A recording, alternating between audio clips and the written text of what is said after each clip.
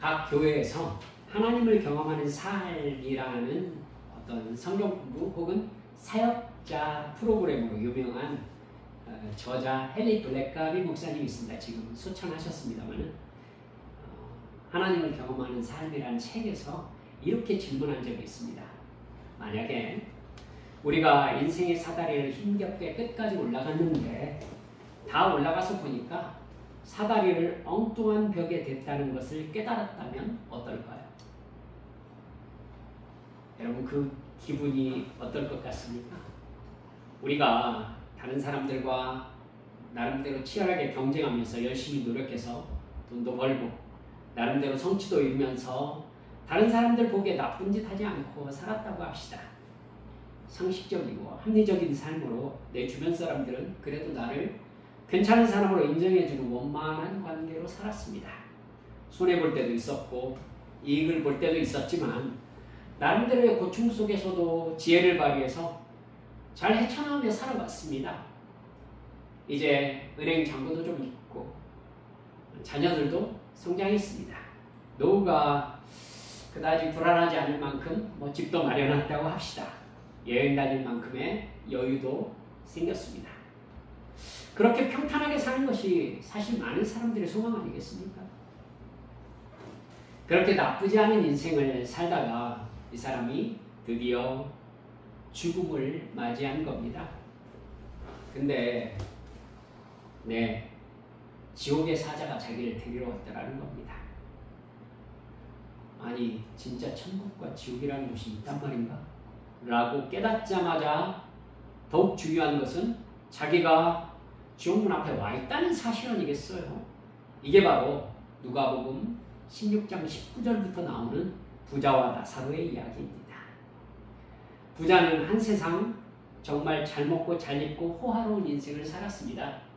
아마도 성경 분위기를 보면 잘못된 일을 해서 모은 재산은 아니었던 것 같습니다. 나름대로 애써서 정당하게 벌은 돈입니다. 내 영혼아 수고했다. 네가 많은 것을 벌었으니 이제 좀 쉬면서 즐길만 하자. 이렇게 성경에 나와 있단 말입니다. 남보다 더 노력하고 남보다 아껴서 모은 돈입니다. 그래서 인생 후반기에 노력한 당신 떠나라 하면서 자기에게 상 주고 살았다는 거 아니겠습니까? 이게 나쁩니까? 이렇게 살고 싶어하는 사람들 대부분입니다. 그런데 문제가 그 다음에 있습니다. 죽는가 싶더니 황당하게도 자기가 지옥에 와 있더라는 것입니다. 한 번밖에 없는 인생을 잘못 살아버린 것이죠. 열심히 벽에다 사다리를 대고 끝까지 정말 열심히 있는 힘을 다해서 남보다 더 열심히 올라왔는데 전혀 엉뚱한 벽에다 사다리를 대버린 것입니다. 이제 자기가 도착한 곳은 영원한 형벌의 장소일 뿐입니다. 이게 미칠 일이겠지요. 예수님께서도 말씀하셨습니다. 두 사람이 함께 밭에서 일하다가 두 여인이 함께 맷돌 갈다가 한 사람은 가고 한 사람은 남게 될 것이다. 그 이야기는요, 무섭게도 같은 교회 안에서 일어나는 일이라는 이야기입니다.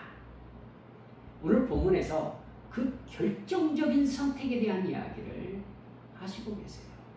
예수님은요, 마침내 십자가에서 못 박히시기 위해서 예루살렘으로 올라가시고 계셨습니다. 그런데 길 가는 도중에 어떤 사람이 예수님 앞에 달려나와서 굉장히 아주 극진한 태도를 취합니다. 무릎을 꿇고 질문을 해요. 선한 선생님, 제가 무엇을 해야 영생을 얻을 수 있겠습니까? 이 질문 예수님이 받아보신 적이 없는 질문이에요. 정말 영적인 질문 아니겠습니까? 마태복음에서는 이 사람을 청년이라고 기록하고 있고요. 누가복음에서는 관리라고 기록하고 있습니다. 또 오늘 우리가 읽은 이 마가복음까지 이 세 복음서 모두 이 사람이 재물이 많은 부자였다라고 기록하고 있습니다. 그는 요약해보면 이렇죠. 재물이 많은 부자 청년이면서 관리였던 것입니다. 청년으로서 재물이 많다는 것은요, 당시 유대가 로마의 식민지 아니었겠습니까? 그러면 자수성가의 기회는 거의 없다고 봐야 될 겁니다. 그렇게 생각해 보면 아마도 유산을 많이 물려받았다거나 불의한 재물을 모은 것 아닐까라고 생각할 만한데, 나중에 이 청년이 자기는 율법을 어려서부터 잘 지켰습니다 라고 얘기하는 걸로 보아서 불의한 재물을 모은 사람은 아니었을 것이다 싶습니다. 그러면 부모가 재물을 많이 물려준 사람이었겠네요. 게다가 어려서부터 율법을 잘 지켰다면 부모가 바리새인이었을 가능성이 높아 보입니다. 그러니까 바리새인 집안에 돈 많고 이 청년도 바리새인으로 인정받다가 관리까지 등용되었던 사람인 것이죠. 여러분, 부모의 배경이든 개인이 뛰어난 능력을 가지고 있었든 능력을 인정받고 있는 사람인 겁니다. 소위 말해서 요즘 얘기로 할 것 같으면 금수저네요. 지금으로 말하면 부모가 이름이 알려진 재벌이며 좋은 학벌에 능력을 인정받고 있는 사람인데 성품까지 좋은 사람인 거예요. 최고의 신랑감으로 인정받을 만한 조건입니다. 그런데 이 사람이요, 예수님에 대해서 반감이 없어요. 이게 사실 놀랍습니다. 당시 예수님은 바리새인들과 상당히 대립각을 세우고 계셨거든요. 그랬는데 이 사람이 이적과 범상치 않은 설교로 바리새인들과 서기관 제사장들과 좀 부딪히면서 좀 미움을 받고 있는 예수님인데, 그 예수님 앞에 무릎을 꿇고 선한 선생님, 내가 무엇을 해야 영생을 얻겠습니까? 라고 묻고 있는 거예요. 여러분, 예수님에게 어떻게 해야 영생을 얻을 수 있습니까? 라고 물어본 사람 없어요. 없어요. 예수님께 부정적인 사람이 아닌 겁니다. 예수님은요, 이 청년에게, 뒤에 보니까 예수님이 이 청년을 사랑하셨다라고 나오잖아요. 10계명, 5계명부터 10계명까지를 말씀하시면서 지키라고 하세요. 여러분, 부모를 공경해라, 거짓말하지 마라, 도둑질을 하지 마라, 속여 빼앗지 말아라, 탐내지 말아라, 살인하지 말아라, 여타의 계명을 말씀하신단 말입니다. 그러자 그 이야기를 들은 이 청년이요, 단번에 말합니다. 선생님, 그것은 제가 어렸을 때부터 다 이미 지켜온 것들입니다. 그러자 예수님이 말씀하세요. 너에게 한 가지 부족한 것이 있다. 네가 가지고 있는 것을 다 팔아서 가난한 사람들에게 나누어 주고 나를 따라오너라. 이렇게 말씀하십니다. 여러분, 그러자 의외의 상황이 벌어집니다. 이 사람이 재물이 많기 때문에 슬픈 기색으로 근심하면서 돌아가고 말았다는 것입니다. 처음에 다른 많은 사람들이 보고 있는 앞에서 예수님 앞에 나름대로 이름이 알려진 사람이 무릎을 꿇고 내가 어떻게 해야 영생을 얻을 수 있습니까? 이렇게 물어본 기세로 말할 것 같으면 무엇을 시킨다 해도 다 할 것 같잖아요, 지금. 그런데 처음과는 전혀 분위기가 달라졌습니다. 이 청년이 만약에 재산을 다 팔고 예수님을 따랐다고 한다면 제자들이 예수님을 따르기로 결단한 장면하고 쫙 어울리면서 참 멋진 사건으로 기록되었을 텐데, 그러고 보면요, 예수님은 제자들 말고는요, 이 청년에게만 나를 따르라고 구체적으로 말씀하셨어요. 결국 그는 영생을 구했지만 결국 영생을 받지 못한 사람이 되고 말았습니다. 왜 이 청년은 영생에 대해 가르쳐 주시는 예수님의 말씀에 순종하지 못했을까요? 첫째, 이 부자 청년은요, 영생에 대해서 오해하고 있었습니다. 청년은 어려서부터 율법을 잘 지켜왔습니다. 교육도 잘 받았고요. 칭찬받으며 총망받는 공무원으로서 생활하고 있습니다. 자기 인생에서 부족한 것이 별로 없습니다.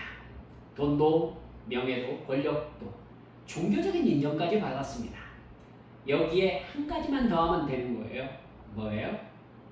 이제 이 정도면 죽어서도 영생을 받을 수 있겠다는 확신만 가진다면 내 인생에 부족한 건 아무것도 없겠구나 생각한 것입니다.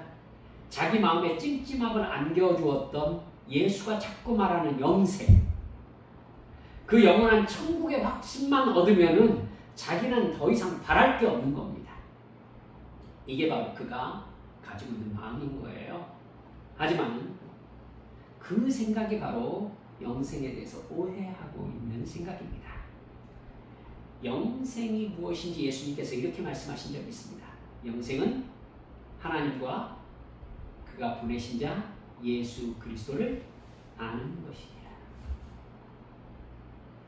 여러분, 여기서 안다는 말은요, 기룩스쿠라는 것인데, 여러분, 이건 안다, 이제 말을 듣는다라는 말로 할 것 같으면은 부모님이 자녀에게 말 좀 들어라 라고 얘기할 것 같으면 귀로 듣는다는 얘기가 아니잖아요. 말대로 좀 해라, 그 얘기죠. 그렇습니다. 안다라는 말은 경험으로서 안다는 것을 의미해요. 그러니까 사실 영생은 죽은 다음에 지금 이 세상을 떠난 영원한 세상에서의 생명만을 가리키는 게 아닌 겁니다. 만일 그 생명만을 가리킨다면 구원의 확신을 얻은 다음에 이 세상에서 죽을 때까지 남은 삶이 어떻게 해야 되는 거죠? 이게 문제 아니겠습니까? 그냥 바로 예수 믿자마자 천국으로 옮겨가면 바로 영생으로 들어가는 것, 이러면 좋겠죠. 하지만 우리는 예수 믿고 우리의 육신의 생명이 끝나는 날까지 이 세상에서 존재해야 되는 겁니다. 여러분, 그렇기 때문에 영생이란 예수님을 구주로 믿어서 하나님과 자녀의 관계가 되어 하나님과 사랑의 관계가 맺어진 상태로 사는 삶, 이게 바로 이 세상에서 시작된 영생을 의미합니다. 그러니까 이 세상에서 영생 안에서 살다가 이제 우리의 육신의 삶이 끝나는 날 실체적인 영생으로 들어가게 되는 것입니다. 영생을 받았다고 하면서 이 세상에서 그 영생 안에 살아가는 것을 거절한다면 그 사람은 영생을 받은 사람이 아닙니다. 사랑합니다 라고 얘기하고 자기 남편과 아내와 결혼하고 나서 이제 결혼했으니까 사랑은 끝이야 라고 한다면 이게 올바른 결혼입니까? 그게 아니죠. 여러분, 진짜 사랑은 결혼이 사실 스타트라는 걸 이제 아실 거예요. 그렇습니다. 진짜 그 사람을 사랑했는지는 결혼이라는 체계 안으로 들어가서 진짜 증명되는 것이죠. 여러분, 어떤 사람이 천국에 갈 것을 자기가 확신한다면서 천국 시민으로는 살아가고 있지 않다? 그렇다면 뭐가 진짜죠? 천국에 갈 것을 확신했다는 말이 거짓입니다. 여러분, 믿음, 즉 하나님을 사랑하는 것은 언제나 행동으로 증명되게 되어 있습니다. 사랑이라고 하면요, 당사자들은 그냥 알아요. 그렇죠? 당사자들이 그냥 아니까 주변에 있는 사람들도 둘이 사랑하는 걸 압니다. 세상에 속일 수 없는 게 세 가지라고 하지 않습니까? 사랑, 가난, 기침이라고 하더라고요. 영화 대사입니다만. 여러분, 그렇습니다. 사랑이 숨기려고 해도 숨길 수가 없어요. 티가 날 수밖에 없거든요. 옆 사람들이 알아요. 사랑하지 않는 것도 그렇기 때문에 알 수밖에 없는 겁니다. 여러분, 지금 이 부자 청년은요, 천국에 가게 하는 비법을 예수님에게 들어서 그 비법대로 해가지고 너는 그 정도면 죽어서 천국 갈 수 있다 라는 확답만 듣고 싶은 거예요. 영생에 대해서 크게 오해하는 것입니다. 예수 그리스도를 믿음으로 말미암아 영생 안으로 들어간 사람은 영생 안에서 살아갑니다. 예수님과 함께 동행하면서 그 말씀에 순종합니다. 이웃을 사랑합니다. 하나님을 사랑합니다. 그것은 자연적인 인간이 할 수 없기 때문에 이웃 사람들이 저 사람은 왠지 다른 사람과 다르다라고 알 수밖에 없습니다. 이게 하나님과의 사랑의 비밀인 것이죠. 둘째, 부자 청년은 자기가 율법을 지켰다고 잘못 생각했어요. 이게 또 생각을 깊게 해볼 만한 부분입니다. 청년의 인생에서 율법을 지킨 것은 사실 잘 생각해 보세요. 청년이 아니라 돈이었어요. 왜요? 부자는요, 살인에 이를 만한 상황에 잘 처하지 않습니다. 도둑질 할 필요가 없죠. 굳이 이익을 위해서 거짓말을 할 필요도 없고 남의 것을 속여서 빼앗을 필요도 별로 없습니다. 재산을 상속해준 부모를 공경하는 것 별로 어렵지 않습니다. 여러분 그렇게 보면요, 그가 지켜왔다고 말한 율법의 조항들은 이 청년이 돈을 가지고 있기 때문에 어렵지 않게 지킬 수 있는 것들이라는 사실을 알 수 있습니다. 엄격하게 말하면 이 청년이 지켰다는 율법은 그가 지킨 게 아니라 사실 그 사람이 가지고 있는 돈이 지켜준 것이라고 보는 게 옳은 시각인 겁니다. 자기 삶을 지탱해주는 돈이 있었기 때문에 가능했던 것이죠. 그는 돈이 주는 혜택을 자기의 의로 착각한 사람입니다. 그러니까 예수님이 그에게 단박에 도전하신 거예요. 뭐라고요? 너의 삶에서 뭘 제거해보아라? 돈을 제거해보아라. 그리고 예수님을 따라와 보아라. 즉 네가 의지해왔던 돈이 다 제거되어도 네가 정말 하나님의 말씀을 지키는 사람으로 남을 수 있는지 네가 확인을 한번 해보라는 것입니다. 여러분, 의로운 행동을 할 수 있는 근거가 돈에서 나오는 게 아니라 예수님을 따름으로써 나오게 하라는 것입니다. 예수님은요 그렇게 말씀하신 거죠. 청년이 올라가고 있는 사다리를 좀 더 잘 올라가게 도와주신 것이 아니라, 얘야 너는 지금 잘못된 벽에 사다리를 댔다. 너 거기서 내려와. 그리고 그 사다리를 예수님이라는 벽으로 옮겨 대라. 이렇게 얘기한 거예요. 인생을 다시 세팅하라는 것이죠. 여러분, 이건 부자 청년이 예상한 대답이 아니었어요. 부자 청년은 자기가 살고 있는 그대로의 바탕에서 영생이라는 것을 활용점정으로 딱 올려놓고 싶은 사람이었거든요. 무엇인가 추가하려고 했더니 예수님이 뭐라고 그래요? 뿌리부터 뽑으라는 거예요. 아주 바닥부터 갈아엎으라는 거죠. 여러분, 못합니다. 돈이 너무 아깝죠. 자기 관직이 아깝습니다. 자기 명성이 아깝습니다. 창창한 자기 미래가 아깝습니다. 청년이라고 했잖아요. 어떻게 이 모든 것을 내려놓고 예수님이라는 사람을 따라간다는 말입니까? 청년은 당황했습니다. 결국 슬픈 표정으로 예수님을 떠날 수밖에 없었던 겁니다. 여러분, 그러면요, 이 청년은 무슨 대가를 치르고서라도 영생을 얻고자 한 절박한 사람이 아니었던 거죠. 그렇죠? 그가 얻고자 한 영생이라는 것은 자기 인생을 걸고 자기의 모든 것을 바쳐서라도 얻고자 하는 것이 아니었던 거예요. 그러니까 영생을 이렇게 얻어라 라고 얘기하는데 슬픈 얼굴을 하고 예수님을 떠나갔잖아요. 그러니까 예수님이 버리라는 것보다 영생의 가치가 없는 거예요, 이 청년은. 여러분, 이 청년이 슬픈 얼굴을 하고 돌아갔다라는 것이 이렇게 하면은 무슨 의미일까가 생각이 듭니다. 여러분, 그 슬픈 얼굴이 무슨 뜻이겠어요? 자기가 영생을 얻지 못했다는 슬픔일까요? 아닐 겁니다. 정말로 영생이 절박했다면 슬픈 얼굴 따위 지으면서 집으로 돌아갈 리가 없습니다.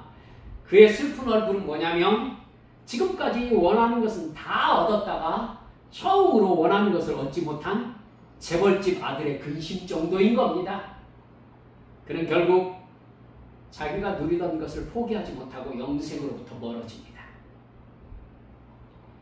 예수님은요, 그 청년을 안타깝게 바라보시다가 예수님은 돌아가는 그 청년에게 그를 사랑하시면서 제자들에게 얘기합니다. 얘들아, 부자가 하나님의 나라에 들어가는 것은 낙타가 바늘귀에 들어가는 것보다 어렵단다. 그러자 제자들이 깜짝 놀랍니다. 왜 놀랐을까요? 제자들은요, 평소에 재물, 많은 돈은요, 하나님의 축복이라고 배웠거든요. 여러분, 하나님의 축복을 받은 부자가 천국에 들어가기 힘들다면 그럼 그 축복도 없는 가난한 사람들은 어떻게 들어갈 수 있단 말인가 생각한 것입니다. 그러자 예수님이 포인트를 말씀하십니다. 사람으로서는 할 수 없지만 하나님으로서는 다 하실 수 있느니라. 무슨 말이죠? 예수님은요, 지금 영생, 즉 구원에 대해서 말씀하고 계시는 겁니다. 그러니까 구원, 즉 영생은 사람의 노력으로 얻는 게 아니라 하나님이 주셔야 받을 수 있다는 말씀이십니다. 여러분, 민망하지만 부자는 이 세상에서의 삶이 힘들지 않습니다. 여러분, 예수가 어느 나라로 들어가든지 가장 가난한 사람에게 먼저 전파된다는 것 아시죠? 왜죠? 가난한 사람은 이 세상의 삶이 너무 팍팍하기 때문이죠. 그러니까 이 세상 너머의 세상을 기대하기 때문에 천국을 소망하는 것입니다. 가난한 사람들, 마음에 고통이 있고 혹은 몸에 심한 고통이 있는 사람들은 여기 세상이 즐겁지가 않은 거예요. 그렇기 때문에 가난한 사람들 중심으로 해서 기독교가 먼저 증거되는 것 어찌 보면 당연할지 모르겠습니다. 반면에 그건 이 사실을 감추고 있어요. 부자에게는요, 예수 믿는 것이 쉽지 않다는 겁니다. 왜요? 기독교의 목적은 영원한 생명, 이 세상의 삶을 사명자로 살다가 마지막 날 주님께서 불렀을 때 그 나라의 심판대 앞에서 잘했다 착하고 충성된 종아, 이 칭찬을 받는 것이 기독교의 목적인데, 기독교인의 목적인데, 부자는요 굳이 그렇게까지 하고 싶지 않은 거예요. 세상의 삶이 어렵지 않은 거죠. 오히려 돈이 많으면 이 세상의 삶이 재밌습니다. 부자는요, 선을 행할 때에도 여유가 있습니다. 여러분, 기생충이라는 영화 보셨는지 모르겠어요. 기생충에서요, 운전기사 가족들이 주인 집에서 이렇게 잠을 자면서 서로 얘기를 이렇게 합니다. 저에겐 그게 굉장히 이렇게 쿵하게 와닿던데요. 부자가 착하다고 얘기를 하죠. 부자는 주름이 없대. 돈이 주름을 쫙 펴준다는 거예요. 봉준호 감독이 이야기하고 있는 현대인들의 생각에 대해서 얘기를 하고 있는 것이죠. 그렇죠? 생각해보면 제가 이제 이렇게 나이를 들어보면 정말 좀 이렇게 대학이 어려운 분들은 좀 이렇게 좀 힘드신 분들이 상대하기 오히려 어려워요. 제가 진실한 대화하기 참 어려웠던 분들이 노숙자분들, 또 중환자실에 계신 분들, 이분들의 마음이요, 어느 순간까지는요 정말 대하기 어려워요. 대하기 진짜 어렵습니다. 진실한 대화가 잘 안 돼요. 오히려요 좀 여유 있고 그런 사람들이 오히려 그냥 툭툭 솔직해요. 왜죠? 별로 꼬인 게 없기 때문이에요. 그럴 만한 환경이 별로 없었던 거죠. 여러분, 그 사람이 그렇게 행할 수 있는, 혹은 어느 때 이 사람이 선행을 하겠다면 선함을 행할 수 있는 근거가 결국 뭐에 있는 거예요? 돈에 있는 거예요. 예수님께서 뭐라고 하시는 거냐면, 얘야, 너의 선함, 네가 그렇게 사는 그 이유가 네 돈이 아니라 하나님과의 관계 있게 해보겠니? 이게 구원이다. 이게 영생 안으로 들어온 삶이다. 이렇게 주님께서 도전하고 계신 것입니다. 여러분, 예수님께서 마태복음 13장 44절에 이렇게 말씀하셨었어요. 어떤 사람이 값비싼 진주, 정말 값진 진주를 발견했다. 그러자 이 사람은 자기의 전 재산을 팔아서 그 진주를 샀다. 어떤 사람이 밭을 갈다가 보물상자를 발견했다. 그러자 이 사람은 돌아가서 그 밭을 전 재산을 들여서 다 사고 말았다. 예수님께서 무엇을 말씀하고 계신 거예요? 진짜 가치를 발견한 사람들은 이 가치에 자기가 지금까지 노력한 가치를 다 쏟아붓는다는 겁니다. 그러니까 예수님께서는 이 부자 청년에게 뭐라고 얘기한 거냐면, 얘야, 네가 얻고자 한 그 영생이 어느 정도의 가치를 지니고 있는 거냐? 너의 삶에. 너의 가지고 있는 것을 모두 다 영생을 얻기 위하여 투자할 만큼 영생에 너의 모든 것을 걸 만한 가치를 지니고 있는 것이냐? 라고 묻고 계신 거예요. 근데 이 부자 청년에게 영생은 그 정도의 가치는 아니었던 거죠. 꼭 그렇게까지 해서 예수 믿어야 되냐고 묻고 싶은 겁니다. 여러분, 이 청년에게는 이 세상에서 삶이 만족스럽습니다. 그의 관심은 하나님과 하나님 나라에 있지 않습니다. 자기 삶과 재미에 있는 것이죠. 죽을 때 죽더라도 이 세상의 즐거움을 누리다 가고 싶은 겁니다. 이 많은 돈을 가지고 있는데, 내가 하고 싶은 거 다 할 수 있는데, 근데 놀랍게도 예수님께서는요, 그런 사람은 영생을 받을 수 없다고 선언하고 계세요. 이제 우리를 얘기해볼 차례입니다. 우리는 어떤 사람일까요? 부자 청년의 마음을 가지고 어쩌면 이 땅에서의 삶만 바라보고 사는 사람입니까? 아니면 예수님이 내 삶의 주인임을 믿으며 눈을 들어 하나님과 영원한 천국을 소망하며 사는 사람들입니까? 누가복음 12장 13절에서 땅에 재물만 쌓는 것을 목적으로 삼고 살았던 부자에게 예수님께서 이렇게 말씀하세요. 어리석은 자여, 오늘 밤에 네 영혼을 도로 찾으리니 그러면 네 준비한 것이 누구의 것이 되겠느냐? 여러분, 예수님께서는 그 사람에게 나쁜 사람이라고 하지 않았어요. 악한 자라고도 말씀하지 않으셨어요. 뭐라고 했느냐면 어리석은 자라고 말씀하셨어요. 너는 영생의 가치가 어떠한 것인지를 모르는 사람이다 라고 얘기하고 있는 거죠. 사실은 예수님께서 이 부자 청년에게 말씀하고 싶으신 말씀 아니겠습니까? 너는 영생의 가치가 어느 정도의 가치를 가지고 있는지를 넌 전혀 알지 못하고 있다. 여러분, 제가 자신 있게 말씀드립니다. 마지막 날 천국을 본 사람은 자기가 얼마나 허망한 것에 모든 인생을 다 쏟아부었는지 알게 될 거예요. 그렇습니다. 이 세상의 모든 것을 다 바쳐서 천국을 살 수 있다면 그 사람은 사려고 할 거예요. 지옥을 잠깐만 보았다면 내가 가지고 있는 모든 것을 다 들여서 지옥을 피할 수 있으면 피하려고 할 거예요. 그렇죠? 사랑하는 여러분들, 그 영적인 엄연한 현실을 인식하지 못하고 있기 때문에 예수님께서는 그에게 나쁜 사람이라고도 안 하고 악한 자라고도 안 하고 어리석은 자라고 얘기하고 있는 겁니다. 여러분, 영원한 멸망이거든요. 우리 내 삶의 기둥이 무엇인지를 점검해야 합니다. 제가 돈 없이 살 수 있다는 얘기를 하려고 하는 게 아니에요. 지금 그게 아니라 지금 내 삶의 가장 중요한 기둥이 돈이냐, 인간관계냐, 건강이냐, 내 욕망이냐, 아니면 예수 그리스도를 믿는 믿음이냐를 확인해야 된다는 것입니다. 다른 그 무엇을 내가 도저히 버릴 수 없습니다 라고 얘기한다면 이건요 정말 심각한 문제가 될 수 있습니다. 영생이거든요.